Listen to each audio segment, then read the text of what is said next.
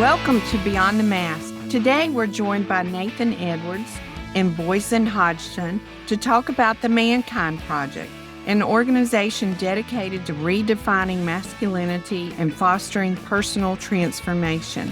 Together, they'll share their experiences with the project, how it's impacting men around the world, and the powerful work being done to create a more authentic, compassionate, and conscious version of masculinity.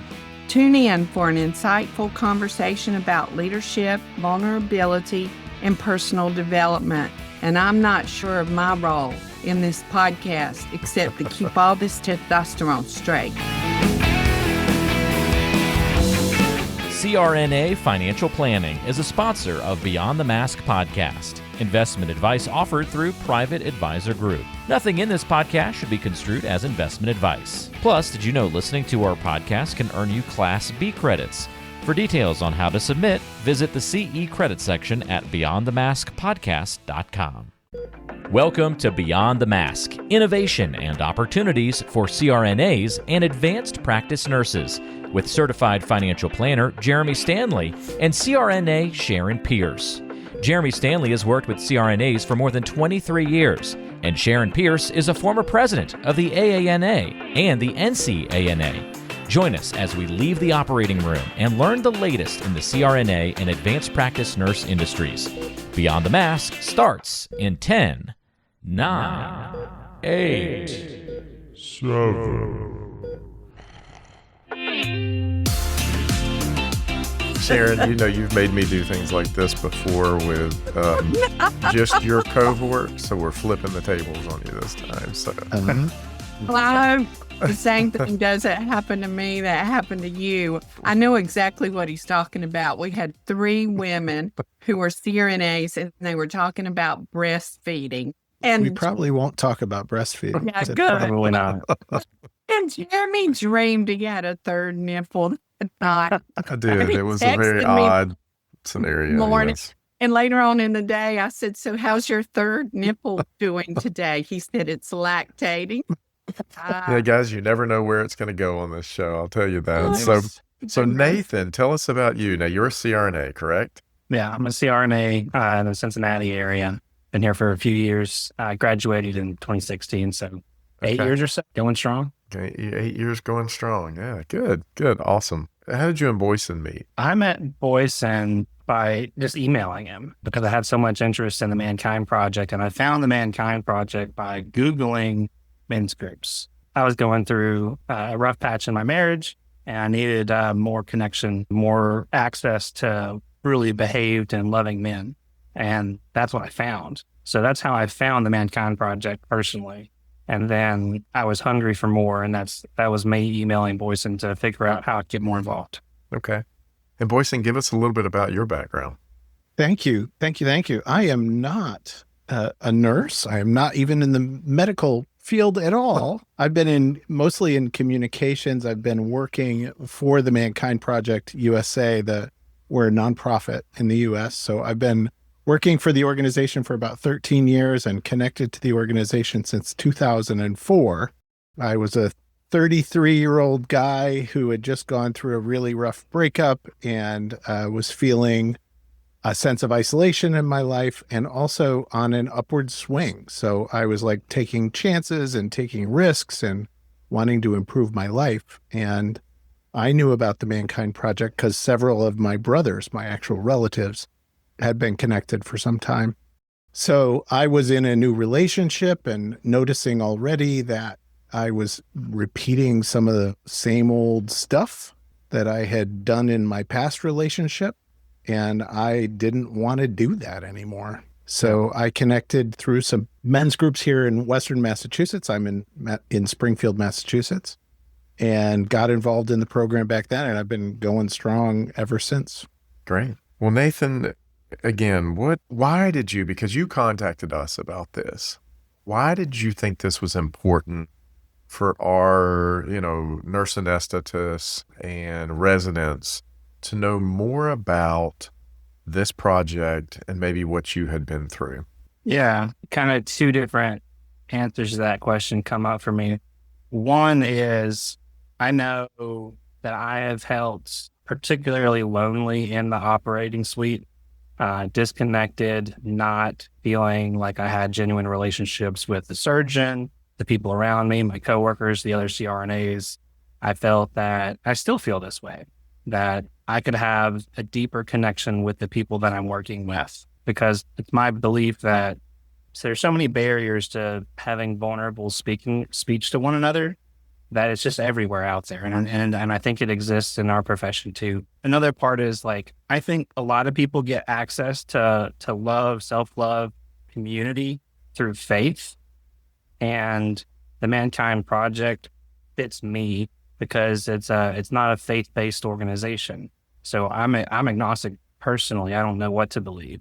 And that's welcome in the Mankind Project community, because it's really just about getting connected and creating real relationships. Like, I've got some story in my life from, mom wound and father wound. And question for you, Jeremy, do you know what ACE scores are? No. It's like a new metric that they're using in therapy these days, adverse childhood events. Like, my ACE score is a 4, and I'm grateful. I have a really, really great childhood. And then there are these isolated moments that are like potent, and they come out sideways. And then I get to go deeper into that stuff so that I can get deeper connections and show up in the world in a way that is like truly connected and in love and in spirit. That was a long answer, Jeremy. I'm sorry. That's okay.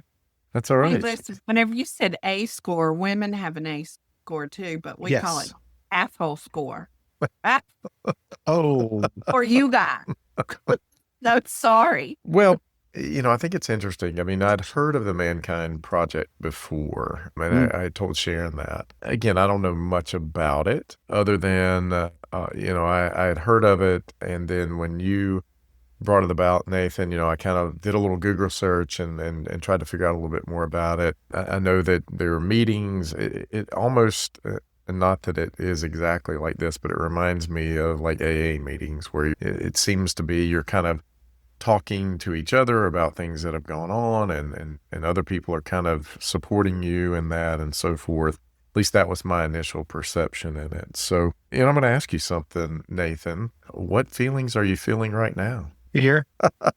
Easily. That's the easily top one. Like, I had so much joy just seeing you guys talk. The fear for like having to speak to, how do I want this to develop in my community? And who the heck am I to even make that projection? So all of that is bundled up inside of me. Yeah. And I've got the jitters around it. My mission statement in the Mankind Project is I create a world of compassion by daring greatly and being vulnerable. So me chewing on this fear is part of that mission too. Well, I guess I need to get some more information about this whole Mankind Project because I haven't been Googling it, right? So, Boysen, give me overarching ideas and some of its pillars so that I can understand the Mankind Project better. Yeah. So overarching kind of what for the Mankind Project is we're, as I said, a nonprofit, non-religious, nonpartisan organization. We've been around for 40 years now, since 1984, celebrating our 40th anniversary this year.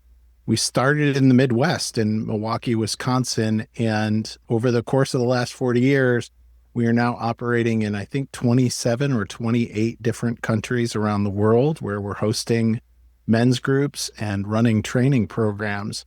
And the idea, kind of the fundamental pillars around what we do, is there's a belief that when men grow into a sense of compassion, a sense of purpose, a sense of accountability and integrity in their lives, and learn to more fully express and embody their emotions, embody who they are in the world and who they want to be in the world, that everything around them gets better. So for me, it was about improving my relationship to the woman who I have now been married to for 20 years. It's about being a better father. It's about being a better coworker and friend. It's about having places where I can fully express who I am and what I want to be in the world and show up messy, right? We believe that all of us, right? Not just men, all of us carry hidden stuff. We're carrying burdens around. And the kind of stand that we've taken in the Mankind Project is we are a place where men can go and investigate and look at and face and share those burdens that we're carrying around with one another so that all of us have better opportunity to be who we want to be in the world.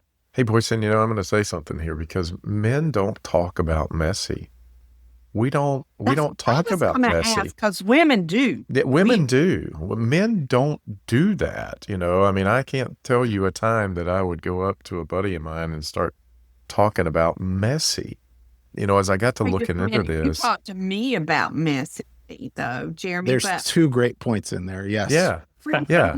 Every adjective that you use, Boysen, about what men are striving to be in the Mankind Project are exactly what Jeremy is. Hey. Wow. I mean it. I've known Jeremy for a quarter of a century, but that exactly describes him. And I know a lot of his wounds, as you say. Please, tell us why men won't talk about it to men, but they'll talk about it to women. I want to know that answer. This is great. So it's not your fault, but it is your responsibility is where I'm going to lead off with that. So we are born into culture, right? Every one of us is born into culture, and our cultures may look different based on where we grew up and, our background and all of those kinds of details. But there's some common things that kind of go across masculinity in the way that boys are raised. So the psychological research around boys and young men is by the time we are 3 or 4 years old, we are already learning to repress our emotions. We are already learning to shut it down. Big boys don't cry. Toughen up. Be my little man. Who's my little man? Right? All this kind of language. And in the work that we do in men's work, there's this kind of understanding of that as man box culture. As we learn very early on that there are these behaviors and ways of showing up in the world that are going to be okay. Anything outside of that box is going to pretty rapidly get policed by the people around us. And that's going to be our parents, that's going to be our teachers, that's going to be our pastor, that's going to be, anybody out there, that's going to be watching TV, right? I learned a lot from watching cartoons and television when I was a kid about what I was supposed to be like as a little boy and what men were supposed to be like. So we get into this. Boys come into this world just like every other human being with a full range of human emotions, full range of needs, full range of expression. And then we learn over time that these things, if I act in this way, I'm going to get punished in this way. But if I act in this way, I'm going to get props. I'm going to get rewarded for being this way. At some point in life, most men hit a point where they say, hey, you know what? All of this stuff that I was told if I did this, that I would get these kinds of results, that I would get this kind of success, that I would be happy, that I would be fulfilled, all of these things. There's something in here that isn't working out for me. Yes. And so men in the Mankind Project, we unpack that. We unpack that so that it's okay for me to go to Jeremy and say, hey, Jeremy, how you doing? And when Jeremy quips back, hey, I'm good, man. It's all good. How are you? Right? It's like, no, Jeremy, how are you really doing? Yeah. And a lot of us I learned very early on that it was okay to do that with the women in my life. It was okay to do that with my primary relationship. So what you guys said about how you interact, right? There it is. So we provide spaces where men can create those kinds of, this is a scary word, those kind of platonic, intimate relationships, real friendships, deep connections, brotherhood with other men, so that I've got guys that if I'm struggling, I can call, there's a list of 10 guys that I could call anytime, day or night, who are going to pick up the phone for me. My wife doesn't have to bear the burden of everything that I have going on. I've got other places to share that. Are you a resident or CRNA looking to transition into independent practice? Introducing the 1099 CRNA Institute, taught by Beyond the Mask host Jeremy Stanley and Sharon Pierce. This comprehensive educational series provides detailed guidance on business structure, legal and tax implications, and financial management tailored specifically for 1099 CRNAs. Enroll now and earn valuable continuing education credits as you chart a new course in your rewarding career. Remember, that's aana.com/1099 or click the link in the description of today's show. Nathan, I'm going to go back to you because, again, you obviously felt a need that CRNAs needed to hear this information. I'm going to ask you why in just a minute, but I think I know part of the why because I've been working with CRNAs for a long time and the personality mix is very similar. But then also, why would they care about this? And I'm going to lead in by saying that most of the CRNAs I know are type A, strong personalities, and feel like, much like myself, that we can handle it. We can do it ourselves. We can work autonomously through this. We're not weak. CRNAs are the top of the nursing world. And I want to get your take on that, Nathan, because obviously you felt a strong calling to do this. I think that it's really easy to look at my life and the things that I've accomplished, and then being a CRNA and good and respected in my job. It's so easy for me to be like, I don't need to do any more work. I'm good enough. I don't need to do it. I don't need to be better personally. I don't need to do this woo-woo feeling stuff. And that's not true for me. And I see that in a lot of places. I see it with physicians and CRNAs where this toughness comes in. I've invited a few CRNAs to just kind of come to my weekly circle. They're all like, no. I need my wife's permission to go to a men's circle. And I'm like, dude, your wife wants you to go out there and get your feelings resolved so that she doesn't have to do all that work.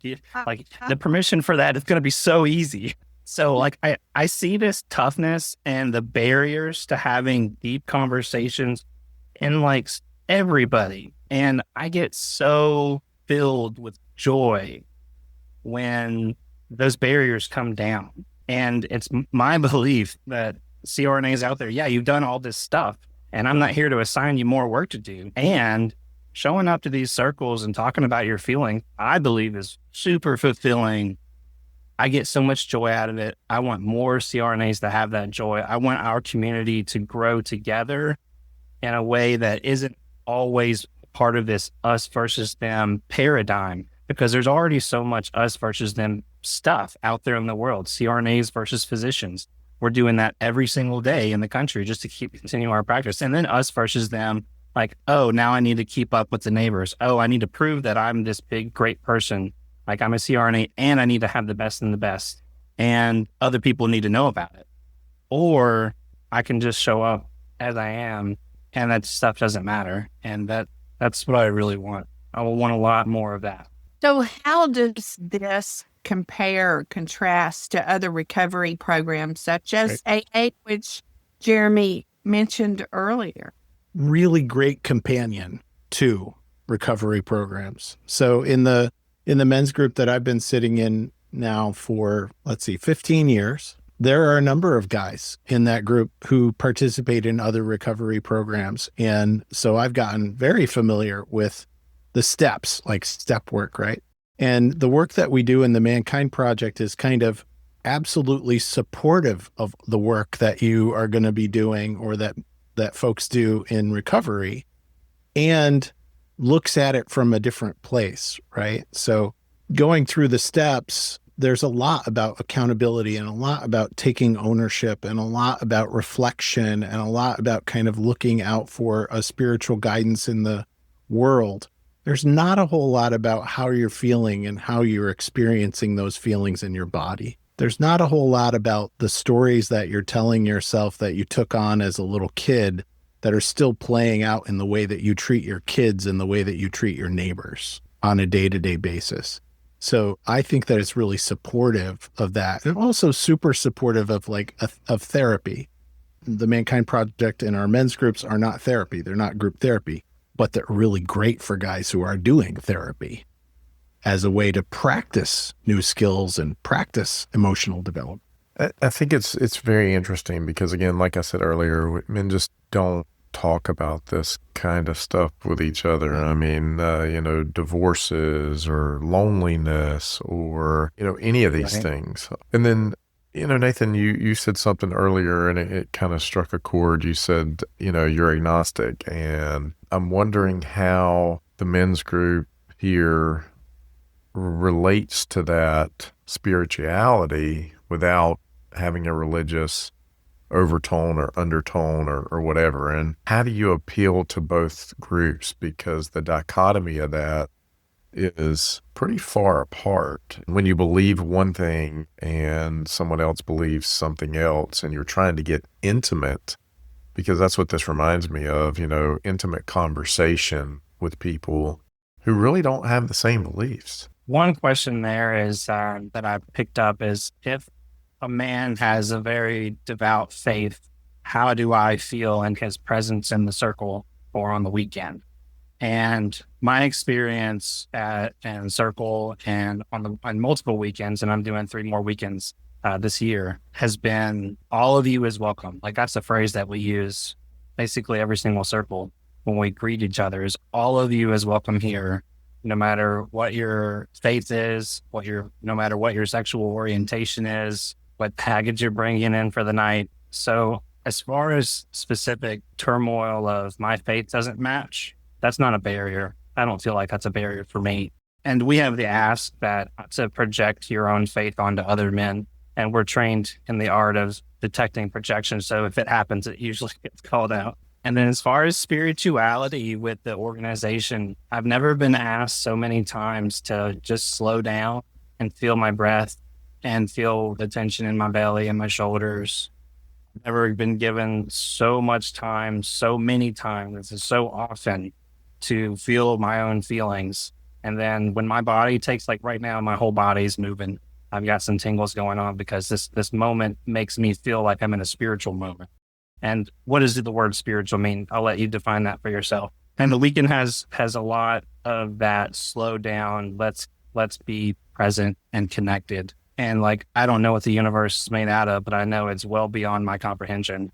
And it's so beautiful.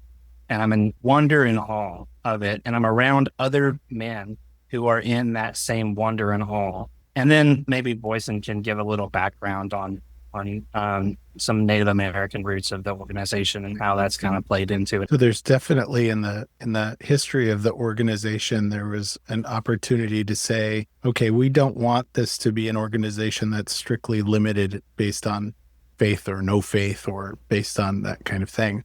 But when the founders looked out and kind of saw some of traditional Native practice, where it's just kind of in the room now, awe and wonder. What are we connected to? What is the not me that's here in the space? And, we can have different words and different language and different scripture to go along with that. But at some fundamental core level, most of the faith traditions share some pretty fundamental truths around connection and around faith and around how big the universe is, right?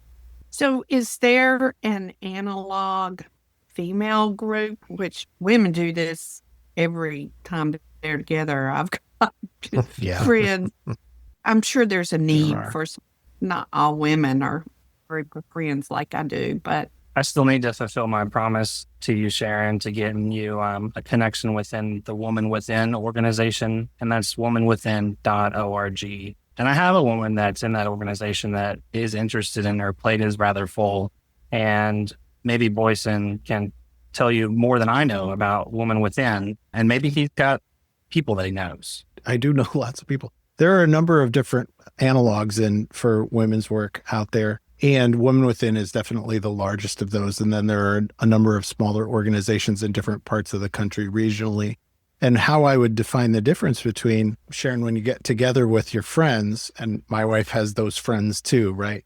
Those folks where she can connect with somebody and be on the phone for an hour and a half and time goes by like nothing. And the distinction is around how connected to yourself are you, and In the men's work, it's really about taking off the armor. We build up a lot of armor, right? So the kind of work that we do is to put cracks in that armor and allow men to set that armor down and be vulnerable and be open with each other. If you'd like to hear Sharon speak live, now's your chance. She'll be presenting at the 53rd Annual Refresher Course for Nurse Anesthetists, hosted by the Frank Moya Continuing Education Programs. Join her this fall with other experts November 14th through the 16th at the Hilton Hotel in Walt Disney World Village, Florida. It's a weekend of learning, networking, and a little bit of magic. Check out the link in the show notes for more info and registration details. And for the women, there's a lot of work around boundaries and around establishing kinds of connection where it's like, okay to say, I've been taking care of everyone else for 3 decades. It's okay for me to take care of me now. Women get to that. That's why marriages come apart about 30 or 40 years later, because all of a sudden men want intimacy, whereas they haven't before. They get a little self-actualized. They get some intimacy. Women want intimacy. Then we figure out we don't necessarily have to have a man for everything, and then we cross over somewhere. And that's why, marriages that have been together for 40 years all of a sudden blow up, because we are at cross purposes at different times. That's Sharon Pierce's philosophy. The philosophy of Sharon Pierce. Absolutely. Not philosophy, but my take on the situation, because we just kind of cross. I mean, God plays some cruel tricks on us sometimes. Well, that's because you're from Venus. Because you're from where, Jeremy? Venus. Men are from Mars and women are from Venus. So. Yeah, we can debunk all that stuff too. I love debunking all that stuff. But can we give all of us places where we can look at those things, right? So that when a woman is going through that kind of individuation process as she's reaching a certain stage of her life, or when a man is going through a different kind of individuation process, reaching a certain stage, do they have the skills and tools to be able to communicate about it? Sure. Do they have the skills and tools to be able to really meet one another? And for men, do the men have the skills and tools that they can find places where they are not burdening their partner with every little thing as they reach that stage in life, right? So that their wives feel free to have their interests and have their power and have their expression out in the world, and the men aren't threatened by it. Ooh. The men don't feel abandoned. Sharon, he just hit on something that was interesting because, Sarah, my wife is a CRNA as well, you guys. And so she's in some of these CRNA women's groups on Facebook. And, every once in a while she'll share some of the stuff going on there. And there's one thing that you said was very interesting. A lot of female CRNAs are the powerful ones in the relationship. And dealing with a man who wants to be powerful with a woman who wants to be powerful can cause a lot of strife. And really what I'm hearing you say is women should encourage men to go through a process such as this to even help their marriage. Yes. Because, each one can be powerful in your own ways. And I tell people that about my wife all the time. Everybody thinks Sarah's so laid back, and she is.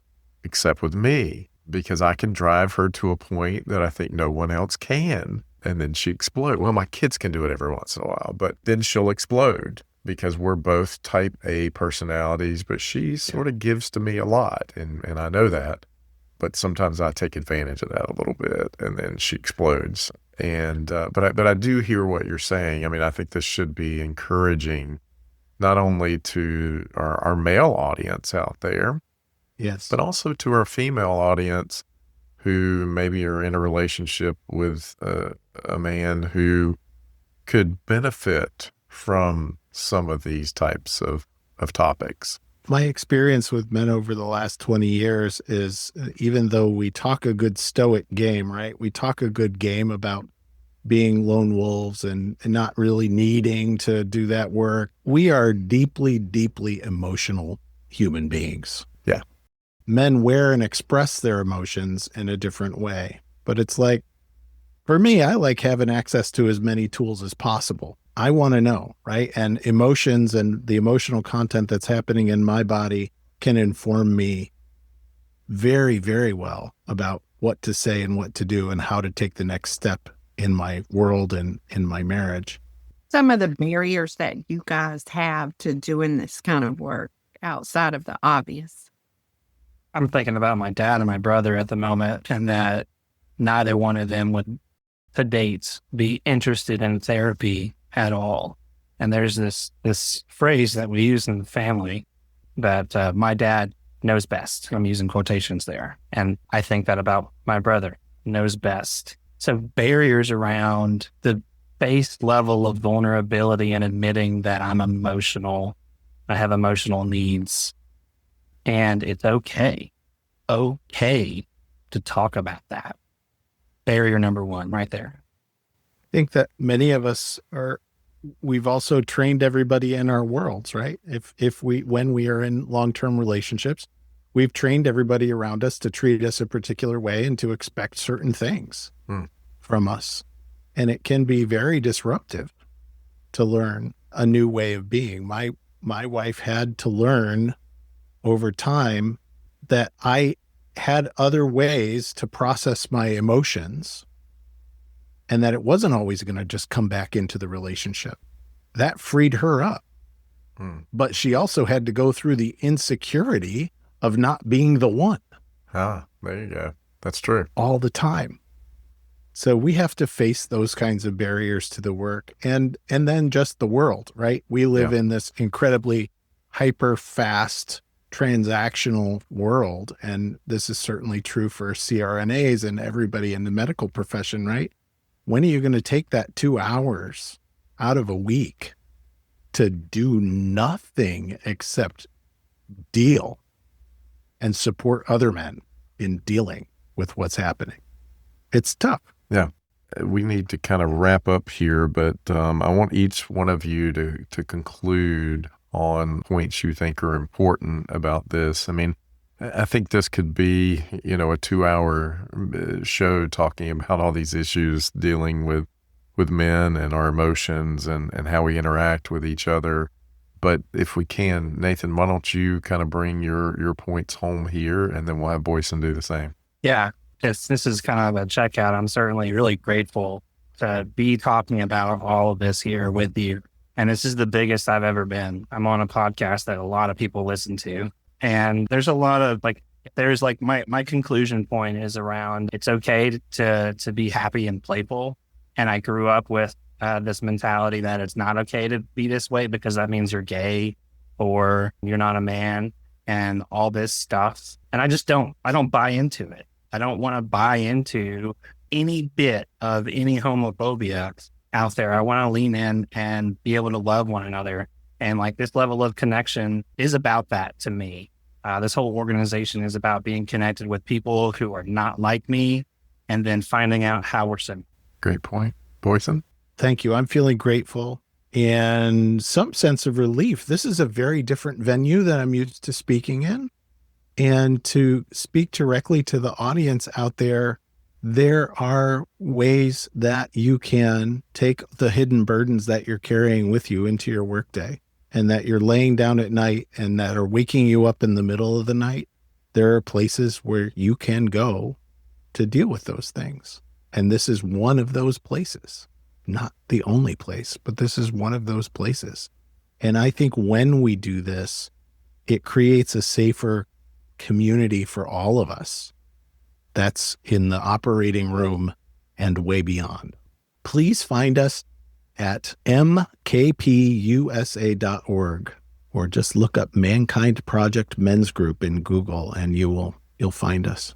Wonderful. Well, listen, we want to thank you both for being on the show. Nathan, thanks for bringing this idea to us. I think it's timely. I think it's an interesting topic that a lot of CRNAs need to know about. And you're right. We do have a broad reach with this show. And, our hope is that, if we help one or two people with the issues they're dealing with, that, we've all done our job here. So, Boysen, thank you for being on with us. I know you're a non-CRNA like me. So, usually it's just me and CRNAs, but we're both non-CRNAs. And, we appreciate all your input today, and the dialogue back and forth has been wonderful. So Thank you both. Thank you. I'm honored.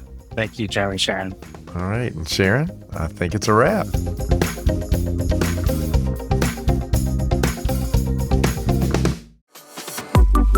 Thank you for tuning in to Beyond the Mask. If you enjoy the show and want to help us grow, the best way to support us is simple. Leave a review on your favorite podcast platform, share the show on social media, and tell your friends. Your word of mouth is what keeps us going strong. We're proud to consistently rank in the top 50 medical podcasts nationwide and to be number 1 in the CRNA community. All thanks to listeners like you. Your support helps us stay there, and we couldn't do it without you. We'll see you on the next Beyond the Mask. This is Jackie Rolls, President of the International Federation of Nurse Anesthetists. I'm inviting you to attend the 15th World Congress for Nurse Anesthetists, May 7th through 9th, 2026 in Brisbane, Australia. I promise you that you will love meeting nurse anesthetists from around the world, attending the multitude of Congress sessions, and exploring the many unique experiences that Brisbane has to offer. Hold a koala bear, feed kangaroos directly from your hand, climb Story Bridge, one of the only 3 climbing bridges in the world, or travel to snorkel the Great Barrier Reef. This is one Congress you do not want to miss. Cheers!